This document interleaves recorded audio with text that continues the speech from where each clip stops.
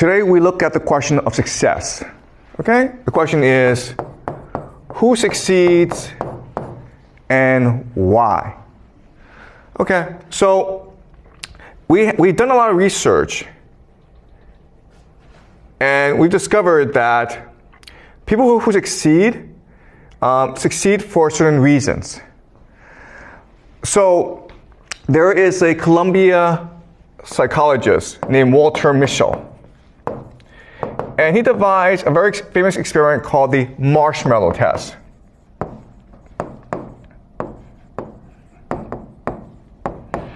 In the Marshmallow Test, it's very, very easy, okay? So imagine a room, and I invite a 4-year-old or a 5-year-old to come into this room and have a conversation with him or her.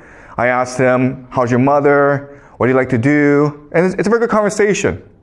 Then suddenly I get up and say, I'm really sorry, but I need to go across the hallway for another meeting, but I'll be back, okay? So just wait for me. And here, I'll make you a deal. Here's a marshmallow. I'm going to put a marshmallow in front of you, and you can have it right now. But if I come back and the marshmallow is still there, I will give you 2 marshmallows. Okay? And then Walter Mischel, he goes away, and he goes behind the room, and through a see-through mirror, he's able to see the students as they struggle to contain themselves, because obviously they want 2 marshmallows. And there are some students who can, in fact, resist the temptation to eat the first marshmallow and then get a second marshmallow. But then there are others who cannot.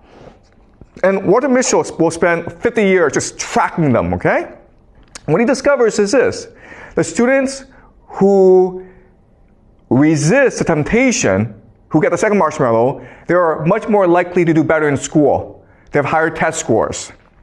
They have better careers. Their careers are more stable. They get promoted in their careers. They're much more able to find a stable relationship. They avoid jail. They avoid drugs. They avoid alcohol. They're more lean. They're more fit. They live longer. Better teeth. And those who cannot resist and eat the first marshmallow right away, they have the opposite effect, okay? And so the idea is that for Walter Mischel, success means delayed gratification. And all this means is that people who succeed are capable of long-term planning. To succeed today, I will make sacrifices necessary. Okay? So if my friends are playing outside and I need to do my homework, well, I'm going to stay home and do my homework. Okay? So long-term planning, what he calls delayed gratification. Or a much more simple way of saying this is the idea of self-control. Right?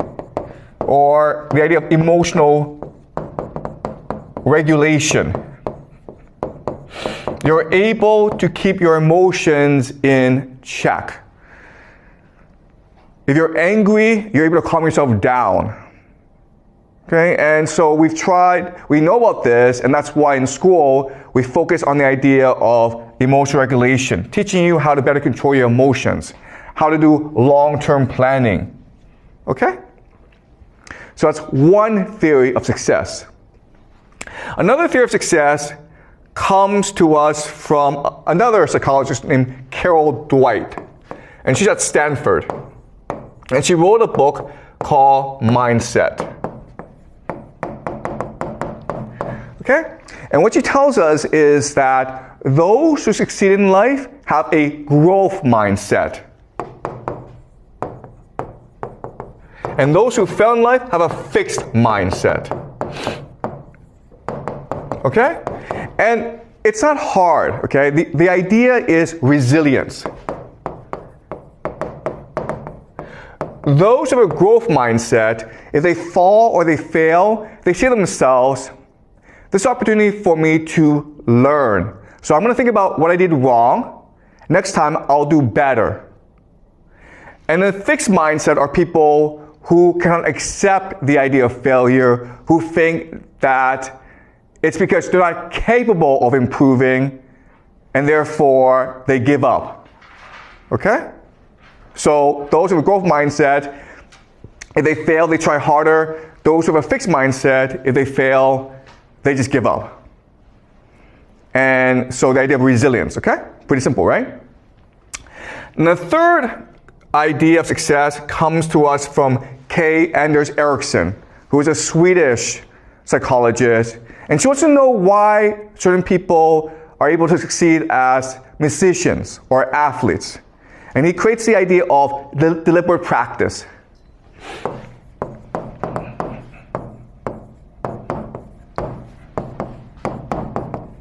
Okay? So what he found is that people who want to become athletes or musicians, they work really hard. They practice every day. But the people who succeed practice strategically. Okay? So those who work hard just work a long time. But those who work strategically have a plan. The plan is this. What are my goals? How can I achieve these goals? And then how do I improve my plan? Okay? So they're examining their own practices.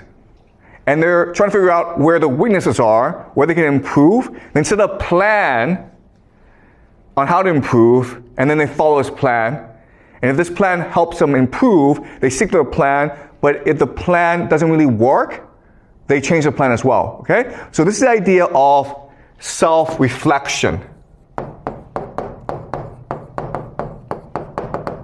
Or self-assessment. Constantly thinking about how you are as a student and figure out how to improve your own learning strategies. And what K. Anders Ericsson discovered is that if you do this, you'll succeed at anything. And this is true, okay? And the reason why we know it's true is there are two American psychologists named Dunning and Kruger. There's something, the Dunning-Kruger effect. And so what they did was this. They ran an experiment. They had 500 students in their psychology class, first year university. They made every student take an IQ test. And then after they took the IQ test, they asked each student, how do you think you did on the IQ test? Do you place in the top 5% or the bottom 5%? And it turns out that no one got the ranking correct. Okay? So those who were in the top 5% in terms of IQ thought they were maybe in the top 20%. Because for them it was easy, so they assumed for everyone else it was easy as well. But what was dramatic is that those who scored the lowest thought they were average. Okay? So the worst 5% in the class thought they were in the top 50% or just average. And the reason why is those people who are stupid lack the capacity to know they're stupid. Okay? So what Dunning-Kruger discovered is that the hardest part of being a student is to assess yourself properly, to know exactly where you stand and how to improve. Those who are stupid are often the most confident in the world. That's what's called the Dunning-Kruger effect. And this helps us explain why the world is why it is. Because often the people in power are stupid. They don't know they're stupid. They're overconfident. And they do stupid things like Donald Trump. Okay? All right? All right, so now we have these three theories, right? We have self-control. We have resilience. And we have self-assessment. And so as educators, as schools, what we can do is devise strategies and curriculum to help students all succeed. Correct, right? The problem is that when we actually try this, it doesn't work. Okay?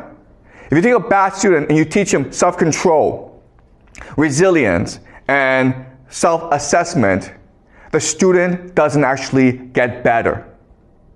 The reason why is, okay, and this is a very important idea for you guys to remember, is that correlation does not equal causation. Okay? You guys need to remember this. Just because things are correlated does not mean they cause each other. So I'll give you an example. We know that successful people, they get up early in the morning. Okay? They get up at 4 o'clock in the morning. But just because you get up at 4 o'clock in the morning does not mean you succeed. Okay? Just because you work hard, just because you're resilient, just because you have growth mindset does not mean you'll succeed. But if you're successful, you'll get up early in the morning because you are more motivated. If you're successful in life, you will have more self-control. You will have more resilience. You'll be more humble. Okay, does that make sense? So if you're rich, guess what happens? You become successful. And therefore, you will have growth mindset, self-control, deliberate practice. Okay, does that make sense? But just because you have growth mindset, deliberate practice, and resilience does not mean you'll succeed. Okay? So the question for us is, why does this happen? And ultimately, who succeeds? Okay, so we know for a fact that rich people are much more likely to succeed than poor people.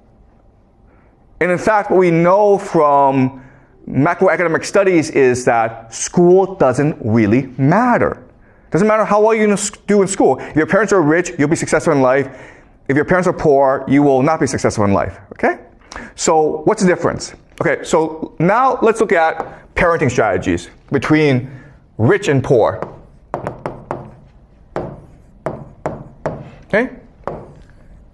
So there are lots of differences, but let's focus on 3 major differences. The first major difference is that rich parents speak to their kids more than poor parents. Okay? High vocabulary, low vocabulary. When rich parents speak to the kids, rich parents will use higher vocabulary, longer sentences. Poor parents will just be no, yes, go away. Okay? Another major difference is in attitude. Okay? So rich parents use a friendly attitude, and poor parents use an authoritarian or command attitude. So for example, if you are a rich kid and you go and touch a stove, okay, and you burn your hand, the rich parent will say, listen, you made a mistake, don't worry about it. Let me explain to you why touching a fire is bad for you. Because you'll burn yourself, and you might have to go to a doctor, and we will feel pain if you hurt yourself, okay? So the rich parent will spend a lot of time explaining to the child why this is wrong and how not to do it again. The poor parent is like, don't you ever do that again or I'll beat the crap out of you. Okay? Don't do that. Pretty simple, okay? But as you can understand, the rich kid will understand that the world is safe and that he is respected in this world. Okay? Whereas the poor child will think that the world is scary and he or she must be afraid of adults. And this carries on into school, right? Because as a rich kid, you go into school and you think that, oh, my teacher is my friend. So you smile at the teacher and you hug the teacher and the teacher smiles back and now you're friends, right? But if you're a poor kid and you see the teacher, you're afraid to look at the teacher. You don't smile. You are stressed, okay? And the teacher thinks that you might be a problem child. So the problem with this is that, yes, being an authoritarian parent, it is effective, but it creates stress in the family. Okay? It makes the child feel unsafe. And this leads to the third major difference between rich parents and poor parents. Rich parents offer stability. Okay? Poor parents can only offer volatility. This is a very simple idea. Rich parents have money so they can afford to keep promises. So I'm a rich parent, I say to my child, okay, next week we'll go to Thailand for vacation. Guess what? Next week you guys go to Thailand for vacation. But if you're a poor parent, money is always an issue. So it's hard for you to keep promises, right? So it's like, next week we'll go to McDonald's for lunch. But your paycheck is not enough. So you're like, sorry, we can't go anymore. Okay? And now, because of these different parenting styles, we understand why rich kids behave different from poor kids, right? So let's look at the idea of self-control. Right? Self-control. What is the Marshmallow Test? Marshmallow Test is not a test of self-control. It's a test of your trust in others, right? If you believe that the teacher who goes outside, if you believe that he or she comes back and will keep his or her promise, then you will not eat that marshmallow. But if you think that this teacher is lying to me, then you're not going to eat that marshmallow. Then you will eat that marshmallow, right? So it's not really about self-control. It's about your belief and trust in authority figures, right? So if you're rich, you have stability. But if you're poor, you don't have stability. So you're actually better off eating that marshmallow rather than waiting for that second marshmallow. Because guess what? Most of the time, you will not get that second marshmallow. Okay, do you understand? So it's not that poor kids are stupid. Poor kids are rational, and they're responding to the circumstances that they live in. Okay? And resilience, right? Well, the idea of resilience is that you believe that the world will help you. Right? So if you're rich and you believe that everyone helps you, you can be resilient. Because if you fail, someone will help you get up. If you're poor, if you fail, that probably tells you you shouldn't be doing this. Okay? You probably won't succeed doing this. So you don't have much confidence in others. Okay? And the idea of self-assessment, right? Looking inward. Well, if you're a poor child who lives under a lot of stress, it's hard for you to be self-reflective. Because if you look back at yourself, all you can think about is your pain and your stress. Okay? So from these different parenting strategies, we can now explain why different students behave the way they do.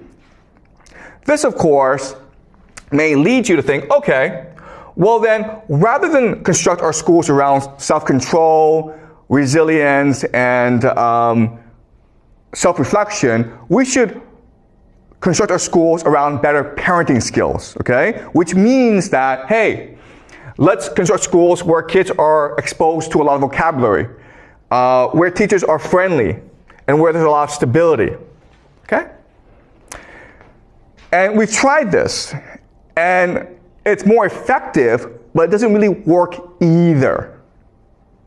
Why? Because the kids come in too late. A lot of their worldview is already established. Then you're like, okay, well then let's change how parents behave. And when you do that, what you recognize is that, nope, you can't change how they behave either. Okay? So no matter what you do, you end up with massive differences between the poor and the rich.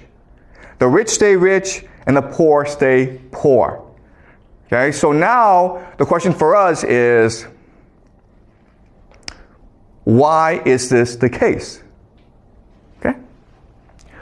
And it's the case because society is a hierarchy.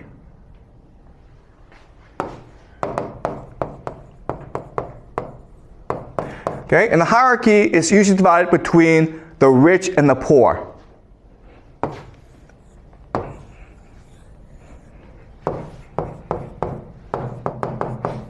Okay? And these two worlds are night and day. They're very, very different. As a poor person, if you want to survive, you have to obey authority.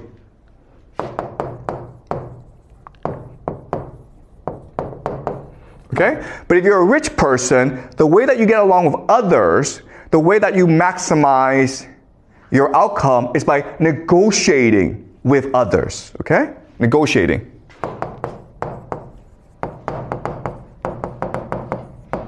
Okay? So negotiating can also mean debate, right? So who should be the boss? Well, let's have a debate and present different evidence as to figure out who should be the boss. Okay? So negotiation means debate and argument. So this helps us understand why different parents parent their child differently. If you're a poor parent, your responsibility is to make sure that your child knows how to obey authority. Okay? That's why you command your child.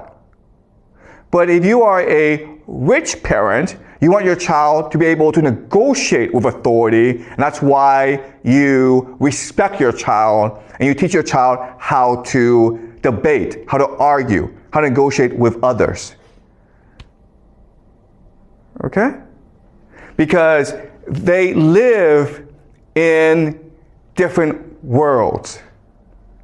Another way of saying this is that from day one, rich kids know that they're playing a different game from poor kids. Okay? So let's go back and look at parents. Okay? So poor parents command their child, don't really speak, don't communicate, and don't keep promises, okay?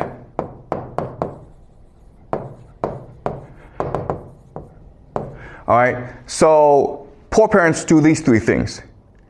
And we know that if they do these three things, the outcome won't be so good, okay? And the reason why they do this is that they're not playing a game to improve their kids' outcome. They're playing a game to get along with other parents. Okay? Okay, colleagues, family, okay, authority. Okay, so another way of saying this is this: police, boss, okay, family, okay? All right, so as a parent, you're trying to figure out how to negotiate with the police, with your boss, and with your family. So if you're a poor person, and the police knows you're a poor person, the police is going to bully you. And if you fight back, the police will probably put you in jail. Okay? So it's very important that you accept authority. You don't challenge authority, because if you do, you're probably getting into trouble. Your boss, right? If you're a poor person, your boss will just command you about. And so it's very important that your child knows how to take orders. Rather than ask questions, rather than debate, your child must learn how to just follow orders, or at least keep his mouth shut, okay? And then family is about maintaining good relations with those who can most support you. And that often means the same values. Okay? So if your family members or your friends, if they are parenting their child in this manner, you're also going to copy them, okay? Imitation. All right? And for a poor person, this is the optimal strategy of how to parent.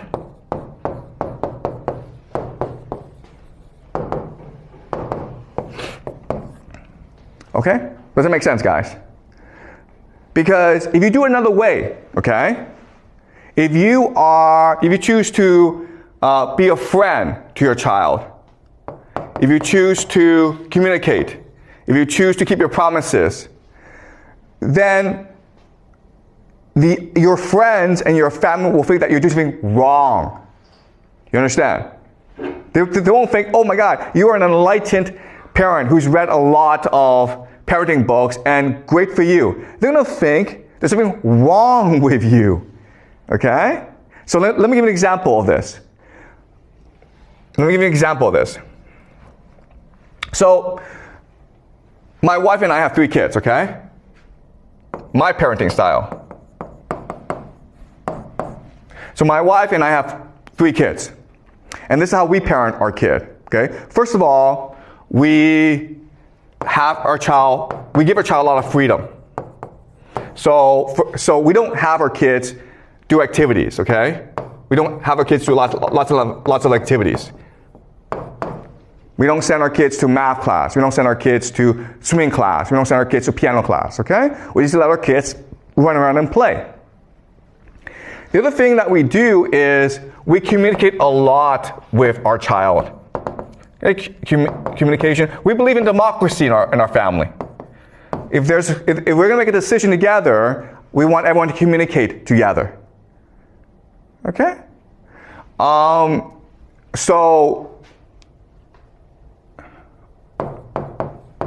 A normal Chinese family will just have a very tight schedule, right? And the other thing that we do that's different is we tell stories. The other Chinese families will do math, okay? So we raise our children in a way that's very different from normal Chinese families, from the way that you've been raised, okay? And we do this because both my wife and I, we spend a lot of time talking about parenting. I've read a lot of books about parenting. I've spent many decades researching the best education possible. And so that's why we raise our children in this way. And guess what? Because we do this, we have no friends in China. We have family, but they all think we're crazy. Okay? But we do this because for us, what's most important is to make sure that our children are happy and healthy, and that they have a chance to be creative and be successful in life. Because I think that if you do it this way, the child will not be creative, will not be successful. But if you do it this way, your child will fit into China better. Okay? So, parenting, the goal, the incentive is not for your child to succeed. The incentive is for your child to fit into China or the larger social environment that you are in. Okay? And that's why it's very hard to change the way people behave. And that's why social structures are extremely rigid, because the game they're playing is often just to fit into their environment. Okay, does that make sense, guys? Okay, any questions before I move on? Yep. Thanks. So for poor families, is there any way for the poor kids to succeed to be the rich parent you described in the future? Yeah. Okay. That's a really good question, okay?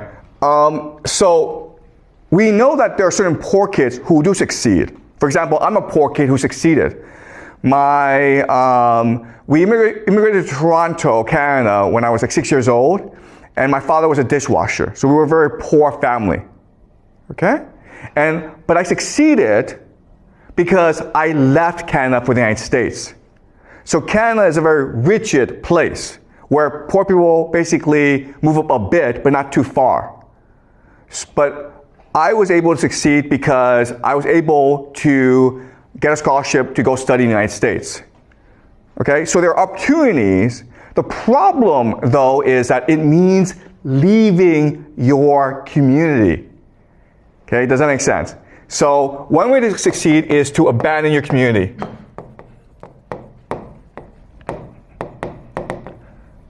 Okay, but that's high risk, right? So you have to be extremely individualistic to take such a risk. So that's why most people don't do it. Because if you think about it, the safest option for you is to stay within your community. That's what's going to guarantee you the best outcome. But if you choose to abandon your community and just say, you know what, I'm going to go somewhere else and try my luck, that's taking a really high risk, okay? So to succeed, you have to take high risk. So another possibility is war. That traditionally, historically, has been the best mechanism of social mobility. When you go fight a war and you do really well, you'll get promoted in life. Okay? But again, war is high risk because chances are you'll get killed. Okay? So not just war, but also revolution. Right? Okay? And of course, the best way, of course, is to marrying up. Okay? And that's why, remember in our very first class, we talked about the dating game, right?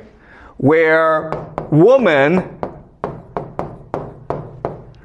only want 5 and 4. Okay? The reason why is that 5 and 4 are high status and 3, 2, 1 are low status. So if you're a woman, you don't want to marry into a low status family because your children will be screwed over. Okay? Your best option is to take a risk, gamble into a high status and marry. You want to try to marry into a high status family. Okay? So traditionally, war and marrying up are the two major mechanisms of social mobility. In today's world, abandoning community can also lead to success. Okay, basically immigrating to a place that offers more social mobility, which often means the United States. Okay, but another way of saying this is you have to get really lucky, guys.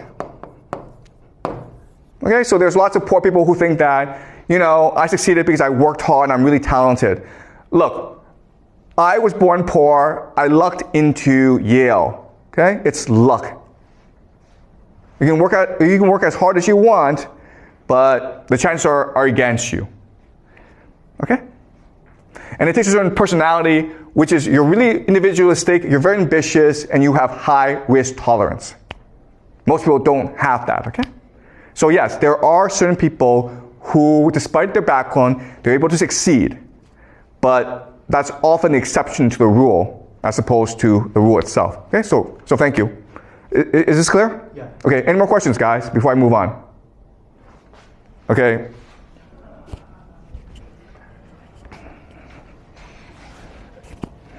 Can be luck counted as a kind of ability, or is just coincidence? Okay, that's a really good question. Yeah, okay.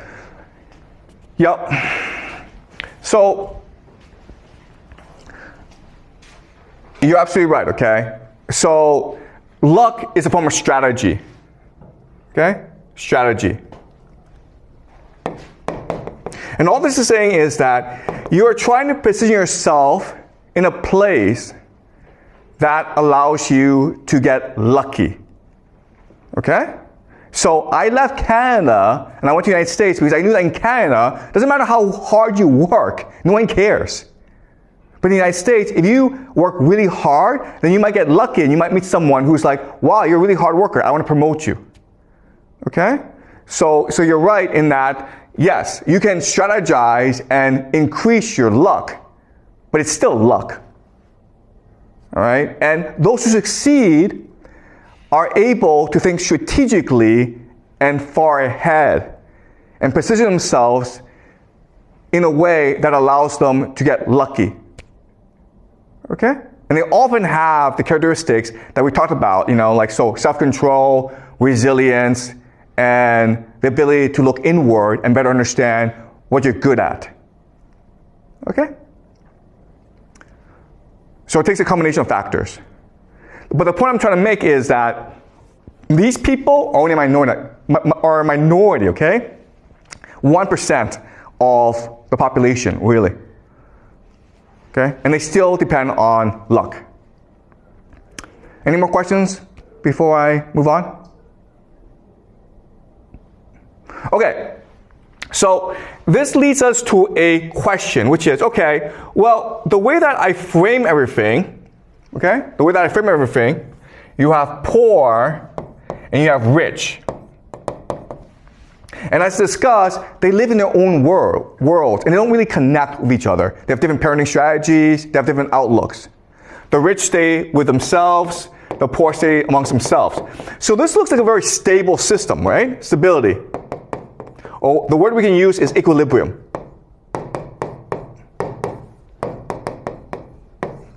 Now the question then is, why do societies collapse? Why are there revolutions? Why are there social changes? This looks like a system of equilibrium where, because of parenting, people know their place and people know how to best strategize about maintaining their place. So why is there social change? And the reason why is that this system has problems and it's stable, but the main problem is this system, okay? It's the rich that's problematic. And the reason why is that the rich are taught from day one to negotiate a better outcome. Okay, so another way of saying this is that the poor is like minimum outcome. Okay? The rich want the maximum outcome. The poor are like, you know what, if I'm alive, if I have a decent job, I'm okay. But the rich are like, no, I need to be the top dog. I need to improve my lot in society. Otherwise, what's the point of my life? Okay? So they have high expectations, okay? High expectations, low expectations. Okay? And this is a problem because power, it's a zero-sum game. Okay? Hierarchy is a zero-sum game. So only a few people can be at the top. So eventually you get into a situation where there are too many rich people and not enough powerful positions. And this is what's called elite overproduction.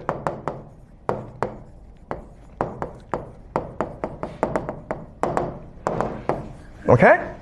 And then what happens here is that in order to get power, certain factions of the rich will align with certain factions of the poor against the powers that be. Okay? So all revolutions are always between the half a lot versus half some. It's never between rich and poor. It's always between half a lot and half some. So the people who led the Chinese Revolution, right? People like Mao Zedong, Zhou Enlai, Deng Xiaoping, they were not poor people. They didn't come from poor families. But they weren't rich enough, okay? So the Chinese Revolution was really between the urban elite versus the rural elite. Okay, the half a lot versus half some. If you look at every revolution in human history, that's always been the case. Okay? If you go back to Chinese history and you look at all these revolutions that started in China, it was always led by the middle class or the aspirational class, usually merchants, right? Merchants.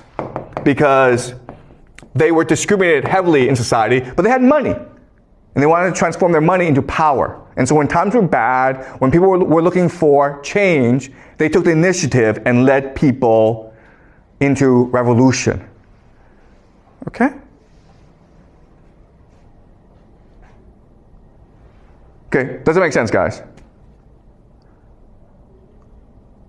All right, any questions?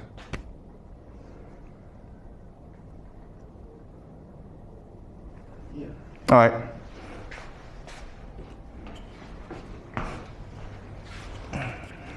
So you said the revolution was initially like within those rich people. So how could they lead the poor people to follow them to start the revolution? Because revolution need a huge amount of people, like the public base to initiate. Okay. Okay, great question. Okay, so revolutions are almost the same. So over time, because of the structure, because of the inequality between rich and poor, certain problems arise, okay? So, and these problems are extremely common. The first problem, okay, problems.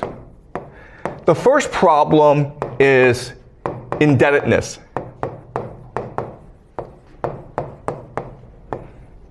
Because the rich have a monopoly over wealth, for the poor to survive, they need to borrow money. But over time, because of interest rates, the poor find themselves in slavery. Okay? Because if you can't afford to pay back the bank or the rich person, then your body is collateral, okay? So you become a slave, but not only do you become a slave, but your children become slaves as well. So slavery becomes a very common problem. And then the third issue, of course, is landlessness. Okay? So these are the three most common problems that ultimately become the seeds of revolution. The poor get into debt, and so they lose their land, and their children become slaves. Their children's children become slaves as well. Okay? Because of interest rates, it's impossible for you to pay back that debt. Okay? So now you have a majority of people who have absolutely no incentive to live. So what happens now is that a elite, okay, say to these people, follow me into revolution and I will clear your debts. I will give you land and I will end slavery. And that's it. Okay? Every single revolution has been like this. There have been different names, okay? So for example, communists are like, we'll create a communist paradise. But what's a communist paradise? A communist paradise is where debt is canceled, where people are given land, and where no one's a slave, okay? Then others like, okay, we'll create a religious paradise. Islam, okay, so Muhammad, the Islamic Revolution was about this initially. Later on it changed, right? And Muhammad said to everyone, we're going to create a kingdom of heaven. What's the kingdom of heaven? A kingdom of heaven is where people don't have debt, where people have land to feed themselves, and where there are no slaves. So if you're a Muslim, you can never be a slave. Okay? So look at every single revolution, it's this pattern. Whereas over time, because of inequality in society, you have people who fall into too much debt, they become slaves, they have no land, and then because of elite overproduction, you have this faction that splinters off, and who, in order to obtain power, get the people on their side, okay? And you look at the Roman Civil War, Julius Caesar was saying the same thing, right? Why was he so popular? Because he was saying to the Roman people, if I become king, I will get rid of your debt, I will free you of slavery, and I will give you land. And that's why they had to kill him. Okay? Why is Donald Trump so popular in America right now? Same thing, man.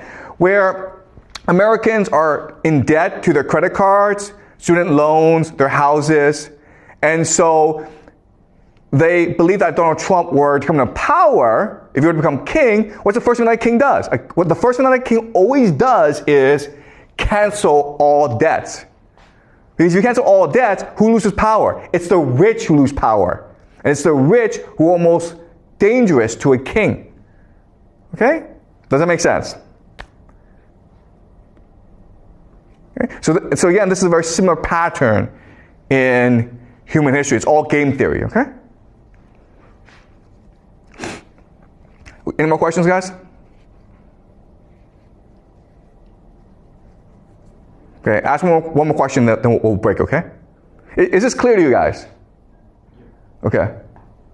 So another way of understanding this is that according to game theory, individuals don't really matter. Okay, you have to look at large groups, you have to look at large social trends. Okay, you cannot really change the outcome for certain groups of people like poor kids unless you look at the overall structure in which they live. Okay. One more question, guys, then we'll break for the day.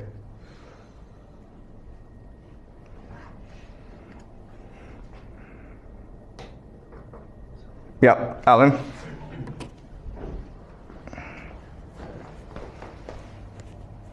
So, like, is that the society or like just the elite that really rule the country, who really have the power, have the motivations to maintain the society, that a certain degree of social mobility is allowed, but not all of them, but not really a big social mobility, so that firstly they can maintain their power, but second, like they give their lower class people a hope to get into the rich class, but not using like revolutions or other things that will like turn the society into collapse. Okay, yeah. Okay, look, you're absolutely right. So social mobility is really the best form of governance, right? As long as you enable people with talent and ability and ambition to climb up, they'll be happy. And your society will be very stable. But not only will it be very stable, it will be very prosperous, very creative. And it doesn't matter what system you have, okay? So the example is, okay, America in the 1950s was a democracy. And there's a lot of social mobility. And so people worked really hard, and America became very wealthy. But guess what? In China, 1950s, China was not a democracy. It was a communist system. But in the 1950s, people worked really hard as well. Why? Because China was destroyed after decades of war, and there were lots of opportunities for social mobility. If you worked hard, you got promoted very quickly in the system. So even though it was a communist system, not a capitalist system, even though it was a command economy rather than democracy, people worked really hard because they thought that by working hard, they can improve their lives. So social mobility is the best form of governance. You don't need democracy, you don't need any system, okay? As long as you have social mobility, people will be happy. The problem, though, is that over time, less than a generation, all the positions of power are failed, okay? So the people with talent who made the country great, who made the country wealthy, when they get into power, they don't want people like them to replace them. They want their children to replace them. Okay? And over time, these children are a lot. So what happens is at the very top, all the positions are filled. And there's a waiting list as well. So if you are a poor person who works hard, really talented, unfortunately, all those positions at the top are filled already. And there's also a waiting list, so too bad. Okay? And again, if you just look at Chinese history, right? Look at Chinese history, where at the beginning of the dynasty, you had all these talented people take the civil entrance examination, the Keju, and these are really top people. But then what happens is that they have children, and they teach their children how to do on the Keju, and then eventually they're like, you know what, we'll just cheat. So they corrupt the Keju, and then eventually like, you know what, screw this. Whoever can pay to pass the Keju will pass the Keju. And then all the positions at the very top are filled. There's no more social mobility. So what do people do? They engage in revolution, right? So you look at Hong Xiuquan, right? He failed the Keju, or there was no position at the top for him. So he believed he became the brother of Jesus, right? And he started this revolution that claimed tens of millions of lives in China. Why? Because there was no social mobility for him. 50 years ago, prior, he would have been a civil servant. Same thing for Mao Zedong, right?